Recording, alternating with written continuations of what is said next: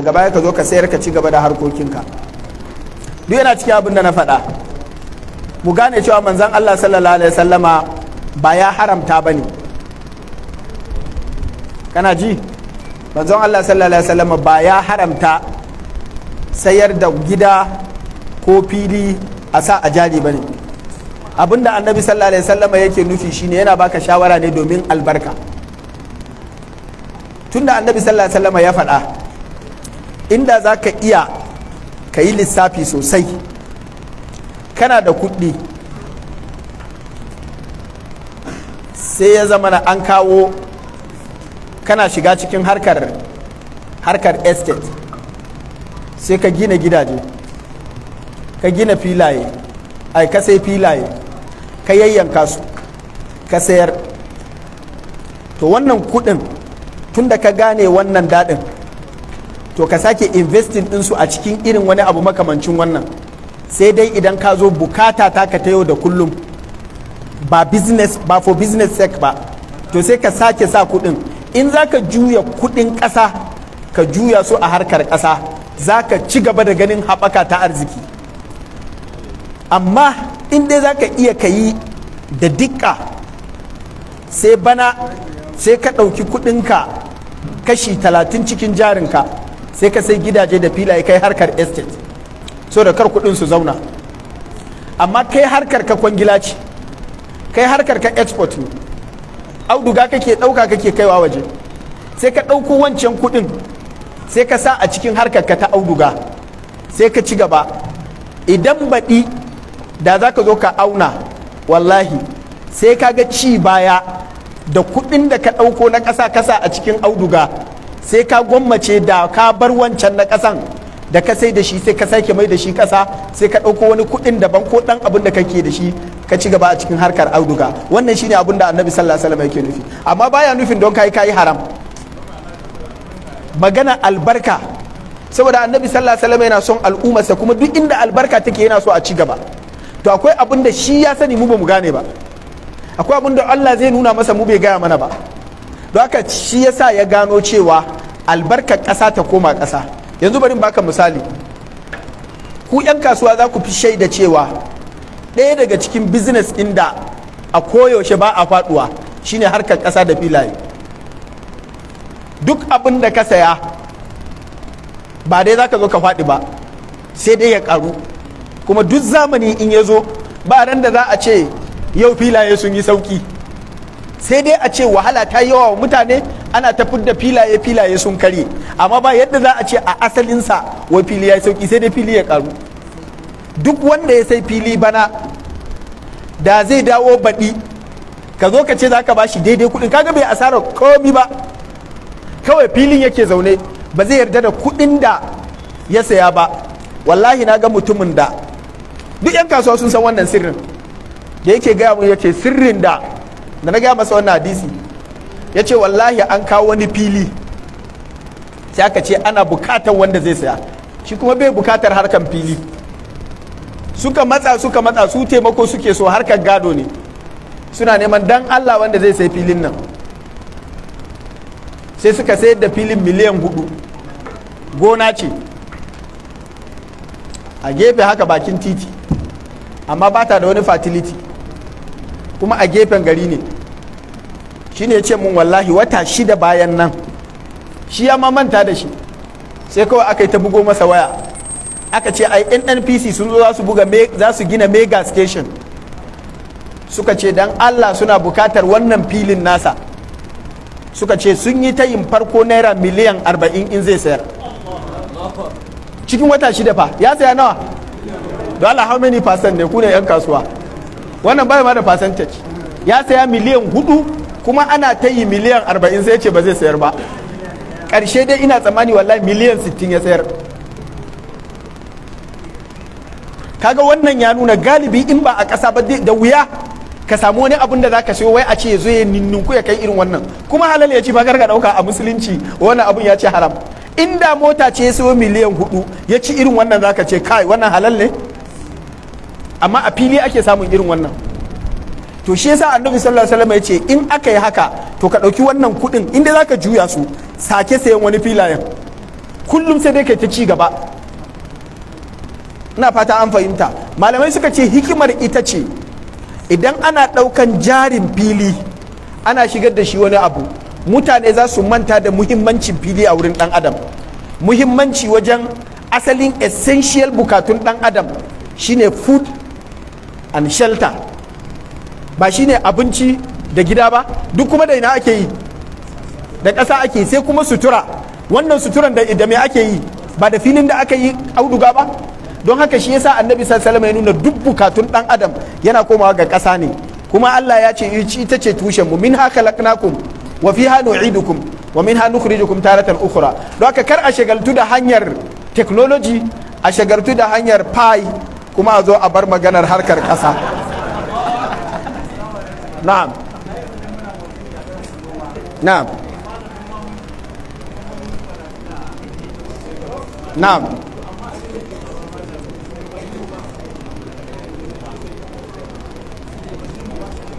Na ji wannan.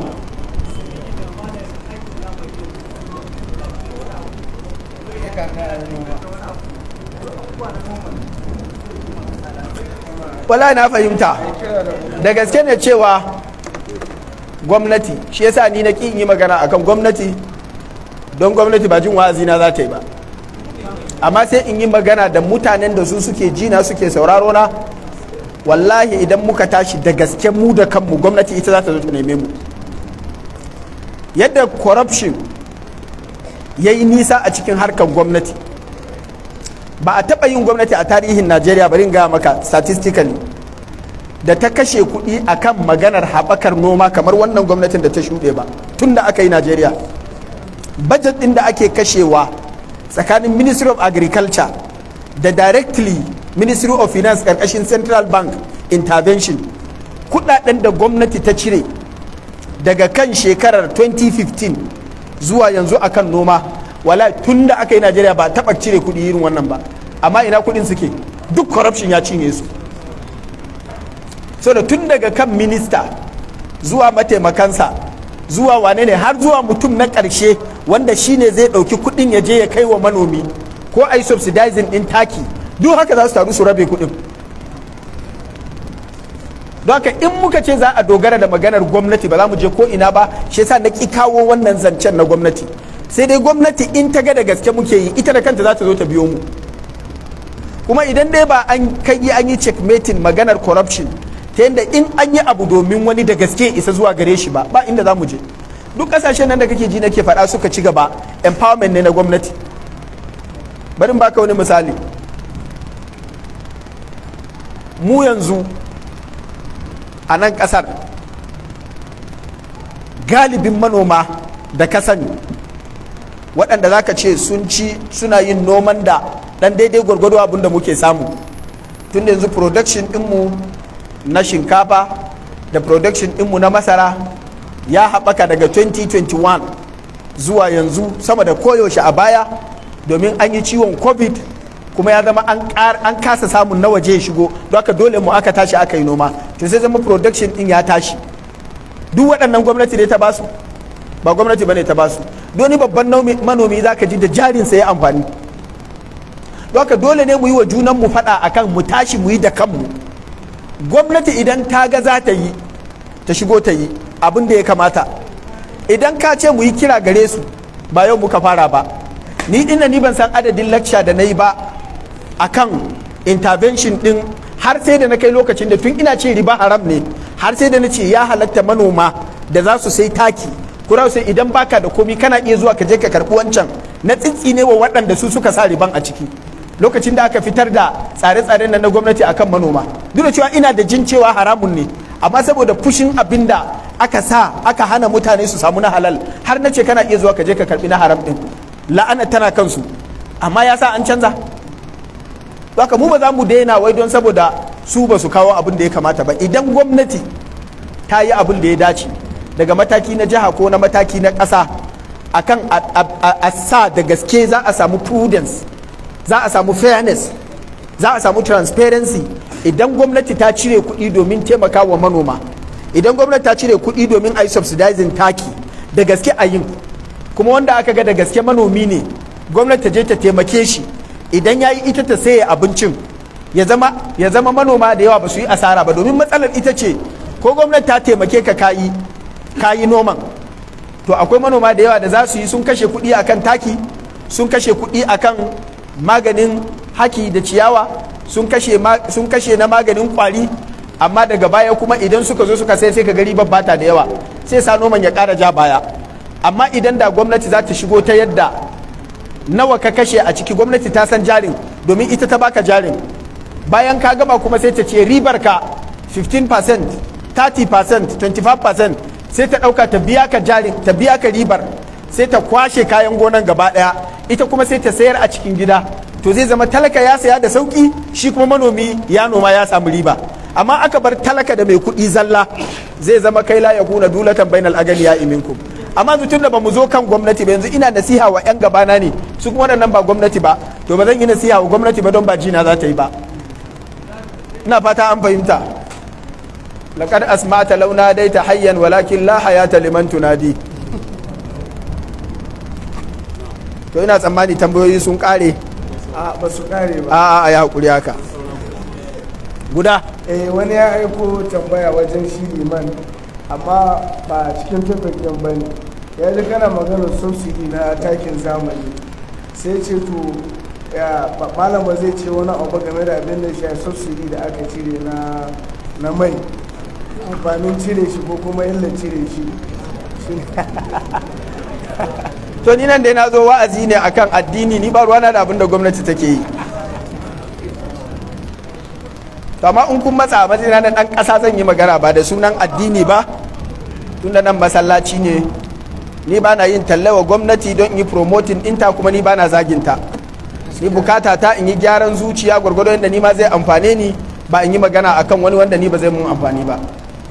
Kama idan ka ce in yi magana akan ɗan experience ɗina a matsayina na ɗan ƙasa, zan ce maka wannan cire subsidy wa Najeriya ba ana magana akan ya kamata ko bai kamata bane, ana magana kan ya zama wajibi ne don Najeriya ba za ta iya ba. Idan zan ga muku gaskiya tsakani da Allah, Najeriya ba za ta taba iya sustaining subsidy wa ba da mai ba idan ma ta ci gaba ma ƙarya take yi, don dama ƙarya ake yi. Bari ga muku statistically idan ba ku sani, ni da ka kashe wannan dauke-dauken. Duk wanda ya san tsarin economy na Najeriya ya sani cewa tun lokacin gwamnatin Jonathan, a wannan lokacin ne aka yi wadaƙa da kuɗin Najeriya wanda ba a taɓa yi ba a tarihin Najeriya, kuma an samu kuɗi sanadiyar man fetur wanda aka riƙa wancakali da shi, aka kuma raba, aka kasa, aka kashe. To wannan dalilin yasa shi iya talaka abin da ya sani wanda zai iya amfana shine man fetur ɗin da yake saya, gwamnati ta rika ba da ciko ta yadda zai rika saya kamar kyauta, domin Najeriya tana daga cikin kasashe a duniya da suka fi kowace ƙasa sayan mai da arha. A duk duniya yadda muke sayan mai a baya yana ɗaya daga cikin inda ya fi ko ina a duniya arha. Don ko ƙasar Saudi Arabia da lokacin da take ba da subsidy, lokacin muna makaranta a Saudi Arabia, ku da kuke zuwa aiki haji kun san lokacin da ake sai da wato man fetur halala 10, wato sile 10 kenan, sile 10. Amma yanzu har sai da ya kai man fetur din Saudi Arabia a wannan aikin hajji na bara kaje kaga yana riyal 3 da wani abu, kaga riyal 3 nan a lokacin naira 300 da wani abu kenan, mu kuma muna saya naira 180. kaga yana cewa mu Saudi Arabia ma ta ninka mu, duk da cewa Saudi Arabia ita ce largest petrol exporter a duniya, tana fitar da ganga miliyan 10 ne a kowace rana. Najeriya kuma tana fitar da ganga miliyan 2.5, ta ninka Najeriya sau nawa kenan. Sannan tana da reserve ɗinta, foreign reserve ɗinta na biliyoyin daloli wanda ya kai biliyoyin ɗaruruka. Ita kuma Najeriya foreign reserve ɗinta ya kusa zama ma a lalitarsa, babu komi a ciki. Yanzu haka nan da nake muku magana ina tabbatar muku da cewa saboda tsabar bashi da ake bin Najeriya, yanzu lalitar Najeriya yana minus ne. Lokacin da aka yi, ba na so in shiga siyasa gaskiya, ina dai gaya muku gaskiya tsakani da Allah, kudin da ake yin budget a Najeriya da za a kashe 13 trillion 15 trillion wanda za ka ga an sa a shekara za a kashe, ina tabbatar muku da cewa 1/3 yana tafiya ne akan subsidin fetur zalla, wanda wannan fetur din inda za a daina kwata-kwata a ɗauki wannan 3 trillion 4 trillion 5 trillion da za a ce ana kashewa akan man fetur zalla, a ɗauko wannan kuɗin a sayo abinci, wallahi sai mun ci abinci kyauta ba sai an raba ba sai an saya ba, amma sai a ce ya ƙare a man fetur. Kuma man fetur ɗin duk da haka fa sai ka bi layi ka samu, kuma man fetur ɗin duk da haka fa wani lokaci ana sai da gurɓataccen da zai ɓata maka inji. Kuma man fetur ɗin fa duk da haka za ka samu cewa waɗanda suke amfana da wannan subsidin su ne waɗanda suke harkar import and export na petrol. Haka mutum sai ya zauna sai ce shi ma importer ne na petrol, sai ya zauna sai ya rubuta wa gwamnati cewa ya shigo da adadi lita kaza zuwa Najeriya, saboda Najeriya tana fitar da crude oil ne, amma babu guda ɗaya daga cikin matatunta wanda yake aiki da zai iya wadatar da Najeriya.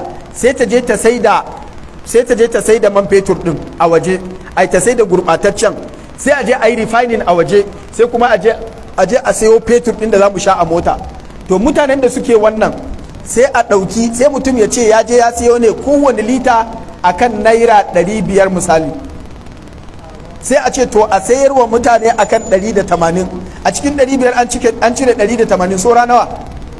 Saura 320, sai a ce duk 320 akan kowace lita shi kuma a biya shi.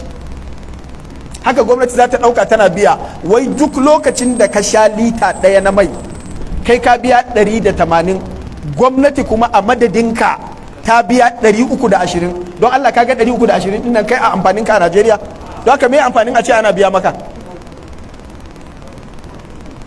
Kuma yanzu kudaden da kuke bukata da shi za a yi muku hanya idan har za a yin, da shi za a yi muku asibiti idan da gaske za a yin, da shi za a baku ruwan sha idan da gaske za ku samu, da shi ne fa ake cewa za a ɗauka sai a biya kuɗin 320 ɗin fetur ɗinku don ku sha a 180. Ba gara a sayar maka 500 ɗin ba, a ɗauki 320 ɗin in akwai ɗan abin da za ka ci a ciki. Kuma duk bashin da ake ɗaukowa yanzu fa NNPC da ita ce babban hanyar samun kuɗin Najeriya na sai da man fetur, za ta sai da man fetur a wata a ce maka ta samu kuɗi let's say 250 billion ta sayar, amma kuma sai ta ce maka kuma ta biya kuɗin subsidy kuma 270 billion. Ha, baka 250 billion da ta sayar da fetur, ina ce ya kamata a kawo shi sai a sa a lalitar gwamnati, sai a biya albashi a biya, sannan a zo a samu a yi muku sauran ayyuka. Duk budget din da Najeriya take yi wallahi da kuɗin bashi ake yin sa, babu kuɗin da Najeriya take samu. Idan Najeriya ta samu ɗan kuɗi, sai ɗan kuɗi daga internally generated revenue wanda ake tarawa, sai kuɗaɗen da ake samu daga in aka tara da shi ne za a zo ga nawa aka samu, sai a ciyo bashi a cika, a biya albashi da kuɗin bashi. Kana ji ƙasa za ta ci dole ina za mu je? Wannan bashin ya gama shanye wuyanmu, ya shanye 'ya'yanmu da suke cikin ciki, wala har jikokinmu su ma ana bin su bashi yanzu. Haka ina za mu je da wannan subsidy? Idan gaskiya ne duk wanda ya san menene asalin abin da ke tafiya, wannan subsidy din we cannot sustain. Haka ana ta yin ƙarya ne da sunan mutane, mu kuma talakawa da yake ba mu sani ba mu je mu ta hayaniya akan da mun ɗauka kamar gwamnati tana taimako ne, ake wallahi taimako ne amma yana sake dawo mana ne da cuta. Don haka ba ma bukatan wannan subsidy kwata-kwata a cire shi in dai gaskiya ce a wanda ya san menene ake ciki. Matsalar gwamnati ita ce da ake ta yi strategy mai kyau tun kafin ta cire tun da, a ce basic amenities na bukatun rayuwa da ake ta cin bashi nan an gama yin su, kuma kudin bashin da aka karbo akan za a yi aiki kaza an hana mutane kar su cinye kudin, sai aka yi mana to don an cire subsidy ba za ka ji wahala ba. Amma kudin da aka ciwo bashin an cinye su, sannan an ɗauki rabi daga cikinsu an biya subsidy. Ai alal akalli gara mu ji da ɗaya, a cire subsidy a daina mana ƙarya akan subsidy, sai zama mu gane kuma ƙarya a fili idan an ciwo bashi mu ga ina kuɗin ya zo. Domin in baka ba duk kuɗin da ya zo za a ce an biya subsidy ne da shi. Wane ne subsidy? Jama'a muna fahimta? Kuma mu gaskiya tsakani da Allah idan za a yi siyasa mu talakawa muna bata tsarin siyasa a Najeriya ta hanyar tuna ce demokradiyya gwamnatin jama'a ne, sai mutane su ta hayaniya su ta zage-zage har ya zama wani abu, ko da gwamnati tana da polisin da akwai yaji a ido amma daga baya zai yi amfani ba za ta yi ba. Lokacin da kafin a zaɓi Buhari ya yi ta cewa shi ba zai yarda da subsidy, yana zuwa zai cire what is subsidy amma yana hawa da aka ce ba za a yarda ba, shi kenan sai ya ci gaba ya ɗauki duk kuɗin yana kaiwa can, saboda yana farawa ya ce za a yi yajin aiki, shi kuma baya so a zage shi. Wannan babban kuskure ne. Idan likita ya zo zai maka aiki ya fara yagawa ka ce ka danna masa ashir ka ce baka ji ina jin zafi ne, sai likitan ya yi fushi ya ce saboda kar ka zage shi ya barka, wa aka cuta? Kai ka cutu ai. Baka ya kamata a ce gwamnati idan dai za ta yi abu ta yi da gaske. Ni ba ina faɗa ina goyon bayan wani policy na gwamnati ba, amma dai ina gaya muku inda gaske ne tsakanin da Allah ku yi haƙuri. Wannan in dai har da gaske aka yi implementing ɗinsa a yanda ya dace, kuma gwamnati ya zama za a yi zama akwai prudence a ciki, kuma ya zama akwai transparency, kuɗin da yanzu ake bin bashi a samu a roƙe su su ɗan yi haƙuri su jira mu, a samu a yi boosting revenue na cikin gida, ana ɗan samu ana ɗan tarawa a riƙa ɗan yin aiki, za a rage, musamman inda za a ce za mu yi shekara ba a ci bashi ba, za a yi shekara ba wanda ya zo ya ce yana bin gwamnati bashi a biya shi kuɗin subsidy. Ina fata an fahimta. To gwamnati za ta ɗan samu kuɗin da inda tana so ta yi aiki za ta yi aiki. To ya kamata ko mu ba gwamnati wato uzurin da nan gaba za mu iya kama ta mu ce to ai baki biya kuɗin subsidy ba, ai baki ci bashi ba, to ina kuɗin a mana aiki. Amma in ba ka ba duk gwamnati in ta ce kun cinye a fetur haka za ku yi shiru. Kuma asalin talaka na ƙarshe wala ba fetur ne damuwarsa ba yanzu, abincin da zai ci da magani da makarantar ɗansa. Fetur ko da a nawa ne zai saya, saboda mun zo mun alakanta rayuwarmu da fetur, shi yasa ana ɗaga fetur sai komi ma ya tashi. Amma na tabbatar muku abin da ya kamata a ce kowane talaka idan ya taɓu zai taɓu shine maganar abincin nan da nake magana. Amma inda za mu tabbatar da food security wallahi ko fetur ya kai naira 1000 ba zai cutar da mu ba. Ina fata muna fahimta, saboda shine abinci. Ka lura a addinin musulunci abin da ya sa annabi sallallahu alaihi wasallam ya nuna riba tana takaita ne a abinci da kuɗi kadai, saboda su ne asalin tushen rayuwa. Abin da ya fi kashe economy a duniya ba rashin fetur ko tsadarsa ba ne, shine a ce ba ku da abinci ko kuma kuɗin ku bai da daraja. Shi yasa annabi sallallahu alaihi wasallama ya nuna riba tana shiga cikin canjin kuɗi, tana shiga cikin canjin abinci. Amma in ba wannan ba, maganar fetur, maganar abin da ake ɗura wa fetur ɗin, dukkan su waɗannan riba ba ta shiga ciki, saboda ba su ne asalin ginshikin economy ba. Ginshikin economy tun a da yanzu da can gaba shine abinci da mene, sai kuma zinariya da azurfa. Ku yi haƙuri a nan zan tsaya. Wassalamu alaikum wa rahmatullahi wa barakatuh. A takbir.